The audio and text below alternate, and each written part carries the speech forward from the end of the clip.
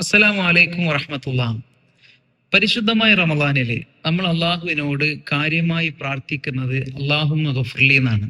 അള്ളാഹുവെ, നീ എനിക്ക് പുറത്തു തരണം. നിസ്കാരത്തിലും നിസ്കാരം കഴിഞ്ഞതിന് ശേഷവും റമദാനിന്റെ വിവിധ ഘട്ടങ്ങളിലൊക്കെ നമ്മൾ പ്രാർത്ഥിക്കുന്നത്, സമയങ്ങളിലൊക്കെ പ്രാർത്ഥിക്കുന്നത് ഇതേ ദുആയാണ്.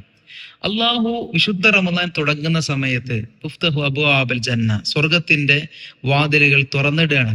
പ്രവാചകൻ സല്ലല്ലാഹു അലൈഹി വസല്ലം പഠിപ്പിച്ചു, എല്ലാ തിങ്കളാഴ്ചയും വ്യാഴാഴ്ചയും സ്വർഗത്തിന്റെ കവാടങ്ങൾ തുറന്ന് അവന്റെ അടിമകൾക്ക് പശ്ചാത്താപം കൊടുക്കുകയാണ്.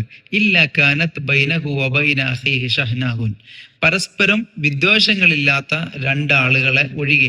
നമുക്കും നമ്മുടെ ഭാര്യയ്ക്ക്, ഭർത്താവിന്, ഉപ്പ, ഉമ്മ, ജ്യേഷ്ഠ സഹോദരങ്ങള്, കൂട്ടുകാർക്ക്, ഇവർക്കിടയിൽ പ്രശ്നങ്ങൾ ഉണ്ടെങ്കിൽ അത് വെയിറ്റ് ചെയ്ത് അത് തീർന്നതിന് ശേഷം മാത്രമേ നമ്മുടെ പ്രാർത്ഥന അള്ളാഹു സ്വീകരിക്കുള്ളൂ.